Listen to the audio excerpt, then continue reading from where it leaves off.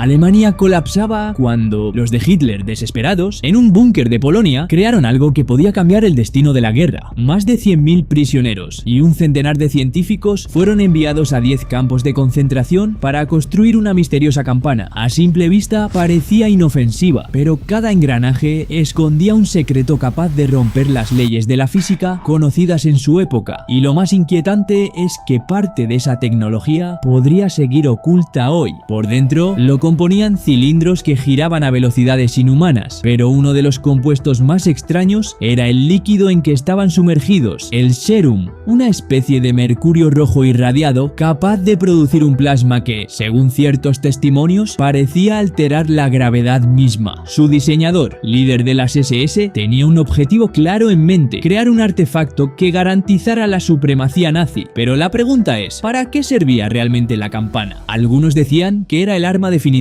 otros que manipulaba fuerzas que la ciencia apenas puede explicar. Cuando se descubrió, se pensaba que era solo un proyecto de energía almacenada, pero a medida que se indagaba más en él, rumores sobre la antigravedad empezaron a emerger. Varios informes filtrados décadas después sugieren que también podría haber sido un intento de manipular el tiempo. En medio del conflicto mundial, este artefacto era la última esperanza de Hitler. Sin embargo, cuando estaban a punto de concluir el proyecto, el Tercer Reich cayó y la campana desapareció. Hasta hace poco no había rastro de los involucrados en este proyecto. Algunos decían que fueron ejecutados para sellar el secreto para siempre. Este misterio cobró fuerza cuando un supuesto periodista polaco encontró unos documentos desclasificados en los que un general nazi confesaba haber ejecutado a 60 personas vinculadas al proyecto, pero tal vez esté en algún laboratorio oculto esperando a que alguien la active. Y no es el único enigma dormido. En una bóveda silenciosa de la Universidad de Yale descansa un libro que ni los mejores criptógrafos del mundo han logrado descifrar. El manuscrito Voynich es real y su existencia ha desconcertado a expertos durante más de un siglo, por varias razones. La primera es que sus 240 páginas están escritas en un idioma que no coincide con ningún alfabeto conocido. No hay traducción posible, no hay patrón claro. Y para colmo, algunas páginas han desaparecido, como si alguien hubiera querido borrar parte de su historia. Pero sus ilustraciones son más siniestras aún. Plantas que jamás han existido, criaturas con aspecto de aliens, cartas celestes decoradas con signos del zodiaco, mujeres desnudas bañándose en extraños artefactos y dibujos que parecen diagramas alquímicos medievales. Una colección de imágenes que, lejos de aclarar el misterio, solo lo profundiza. El libro apareció en 1912 en manos del comerciante Wilfried Voynich, quien juraba que había pertenecido al emperador Rodolfo II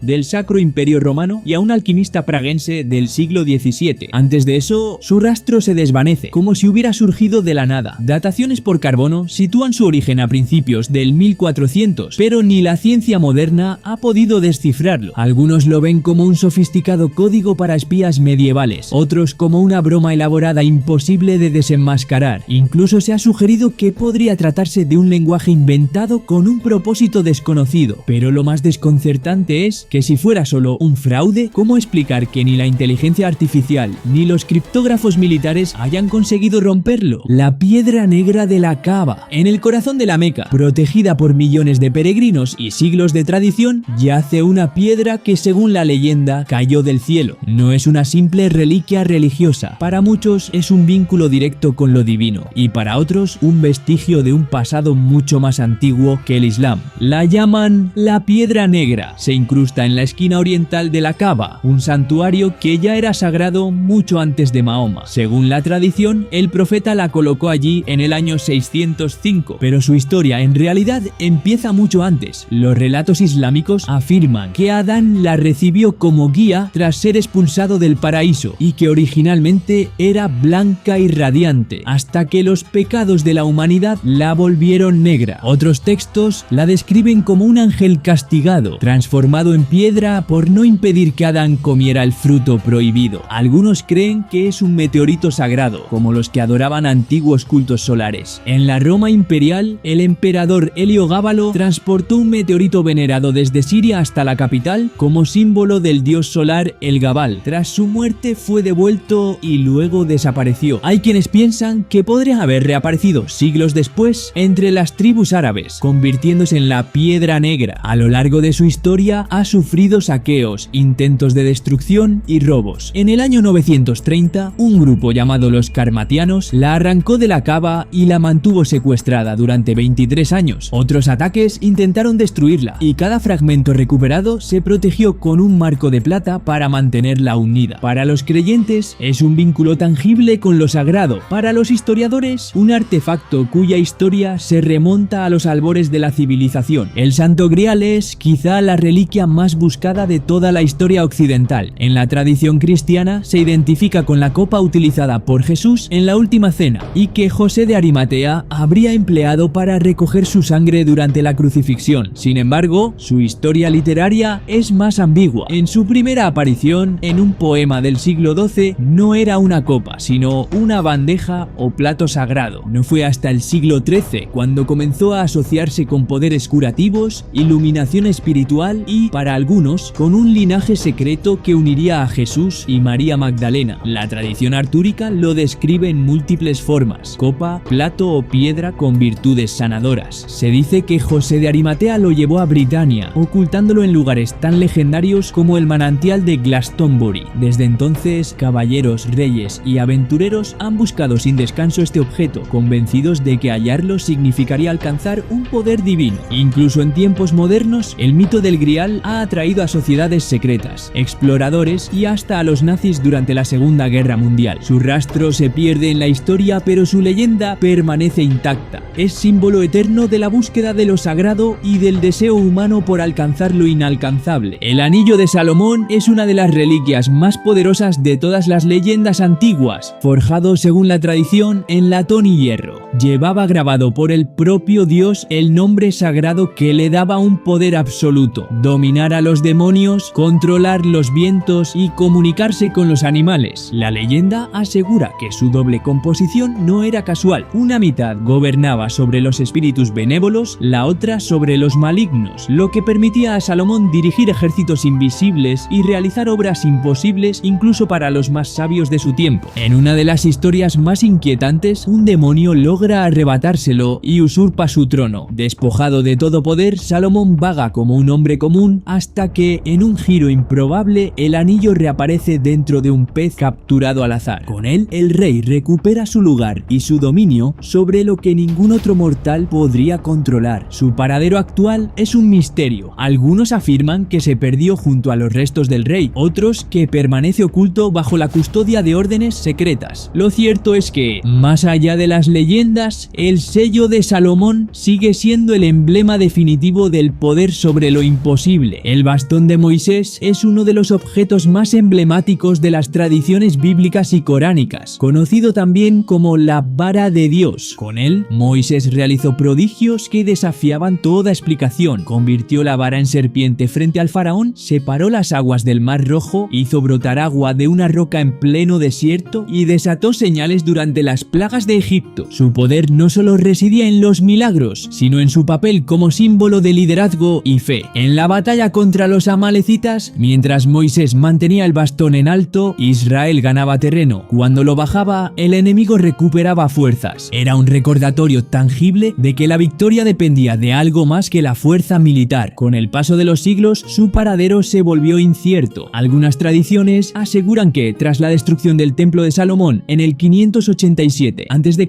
fue preservado por sacerdotes y transmitido de generación en generación. Otros relatos afirman que llegó a Constantinopla y más tarde a Francia. Hoy hay quienes creen que se encuentra expuesto en el palacio de Topkapi, en Estambul, llevado allí por el sultán Selim I tras conquistar Egipto en 1517. Para los fieles sigue siendo un recordatorio del poder divino manifestado en la historia. Para los historiadores, una reliquia cuya leyenda ha sobrevivido a imperios enteros. La sábana santa de Turín es uno de los objetos religiosos más estudiados y debatidos del mundo. Se trata de un lienzo de lino de más de 4 metros de largo que muestra la tenue silueta de un hombre con signos de crucifixión, heridas en la cabeza, marcas de clavos en manos y pies y una herida en el costado, como la descrita en los evangelios. Su primera mención documentada aparece en el siglo XIV, pero muchos creen que su historia se remonta a los días posteriores a la muerte de Jesús. Según la tradición, el lienzo habría viajado en secreto desde Jerusalén a Edesa, luego a Constantinopla y finalmente a Turín. Turín. En 1988, las pruebas de datación por carbono arrojaron un resultado impactante. La tela sería medieval, lo que la catalogaría como falsificación. Sin embargo, expertos críticos alegan que las muestras analizadas provenían de una sección reparada siglos después, contaminada y poco representativa del tejido original. Otros estudios han detectado polen y fibras compatibles con la Palestina del siglo I,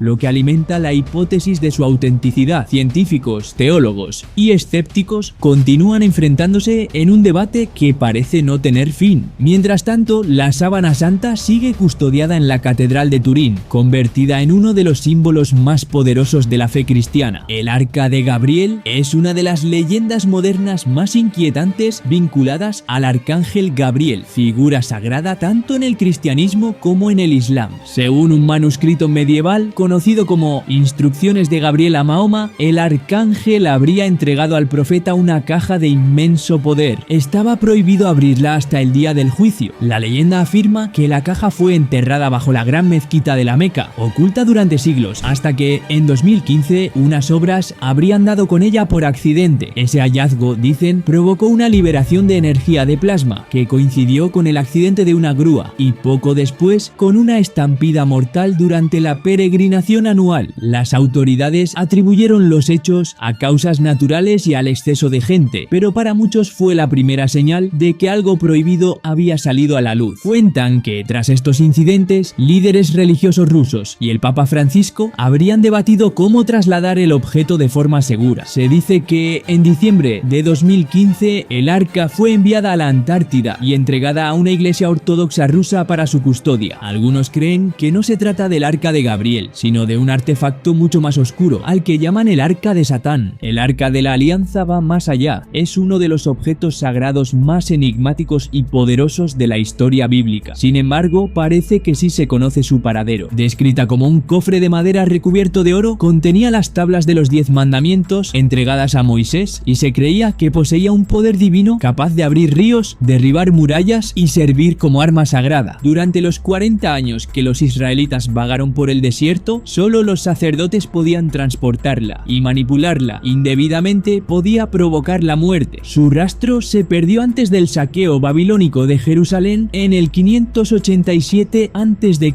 Algunas tradiciones dicen que Jeremías la ocultó en el desierto de Judea, otras que fue enterrada bajo el monte del templo en cámaras construidas por Salomón. Existen también hipótesis que vinculan su traslado con los caballeros templarios o incluso con misteriosas expediciones nazis a la Antártida. En Etiopía, la iglesia de Santa María de Sion en Aksum afirma custodiarla. Solo un monje puede acceder a ella y se dice que quienes la vigilan no suelen vivir muchos años. La lanza del destino se cree que fue el arma con la que un soldado romano atravesó el costado de Jesús durante la crucifixión. Aunque la Biblia apenas la menciona, su historia posterior está cargada de misterio y poder. A lo largo de los siglos, diferentes reliquias reclamaron ser la auténtica lanza, viajando por Europa y cambiando de manos en medio de guerras, saqueos y conquistas. Una versión conservada en Constantinopla fue llevada por cruzados a Occidente, pasando por manos de figuras como San Luis, rey de Francia. Tras la Revolución Francesa, muchas reliquias se perdieron. En 1938, Adolf Hitler se obsesionó con la lanza del destino, convencido de que le otorgaría poder absoluto. Cuando Alemania anexionó Austria, se apoderó de la versión conservada en Viena y la mantuvo bajo custodia nazi. Al final de la Segunda Guerra Mundial, la lanza desapareció en un escondite secreto, pero fue recuperada por las fuerzas aliadas y devuelta a Austria. La versión que hoy se exhibe en el Tesoro Imperial de Viena se remonta, según registros, hasta el emperador Carlomagno, quien supuestamente la llevaba en campaña. Su autenticidad, sin embargo, sigue en duda, entre creencias, leyendas y obsesiones históricas. La lanza del destino ha mantenido su reputación como el arma sagrada que, según la tradición, confiere poder sobre el mundo a quien la posea. La piedra Chintamani es conocida en las tradiciones orientales como la joya que concede deseos, una reliquia mística comparable a la piedra filosofal de Occidente, capaz de sanar enfermedades, otorgar sabiduría divina y materializar los anhelos más profundos. En el hinduismo está asociada a deidades como Vishnu y Ganesha, y a veces se representa en la frente de criaturas míticas como el rey Nagamani o el monstruo marino chino Makara. En el budismo Mahayana, la piedra Chintamani está en manos de seres divinos y aparece con frecuencia sobre el caballo del viento en las banderas tibetanas de oración. Se dice que quien recita su mantra alcanza un nivel de iluminación cercano al de Buda. Las leyendas tibetanas aseguran que esta piedra llegó desde el cielo, oculta en un cofre caído del reino mítico de Shambhala, oculto en las montañas del Himalaya. Su influencia ha cruzado fronteras culturales. En Japón, la diosa Lakshmi suele representarse sosteniéndola. En Bali, la región de Kintamani recibe su nombre directamente de esta joya legendaria. A través de generaciones, la piedra Chintamani ha sido vista como símbolo de sabiduría suprema, poder celestial y esperanza eterna, un objeto tan deseado como inaccesible. El sello imperial de China fue el emblema supremo del poder en el antiguo imperio, tallado en jade sagrado. El Shibi en el año 221 a.C. simbolizaba el mandato del cielo, la autoridad divina que legitimaba al gobernante. Su creación fue ordenada por Qin Shi Huang, el primer emperador que unificó China bajo la dinastía Qin. En la cultura china, el jade no era solo una piedra preciosa, representaba la inmortalidad, la pureza interior y la conexión espiritual con el universo. Se decía que beber jade disuelto podía otorgar la vida eterna, y poseer el sello imperial significaba tener el derecho incuestionable de gobernar. El sello pasó de dinastía en dinastía, y con cada transición su valor simbólico crecía. Quien lo poseía era considerado el legítimo emperador de China, pero a medida que los imperios cayeron, su paradero se volvió incierto. Hacia el siglo X, el sello imperial se perdió para siempre y nunca fue recuperado. Hoy, su recuerdo sigue vivo como la máxima representación de la autoridad imperial china y uno de los tesoros perdidos más codiciados de la historia. No olvidéis apoyar este tipo de contenido suscribiéndoos y viendo este otro vídeo muy curioso que os encantará.